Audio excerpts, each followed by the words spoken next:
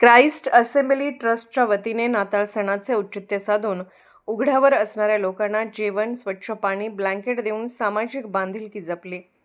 नाताळ सण हा पारंपरिक पद्धतीने साजरा करीत असताना छत्रपती शिवाजी महाराज, महामानव डॉक्टर बाबासाहेब आंबेडकर यांचा आदर्श घेऊन असे उपक्रम ट्रस्ट चालवत आहे। आजपर्यंत विविध समाज उपयोगी उपक्रम सातत्याने राबवत आहेत। या पाठीमागील एकच उद्दिष्ट की निराधार लोकांना आधार मिळावा, त्यांचे आरोग्य चांगले राहावे।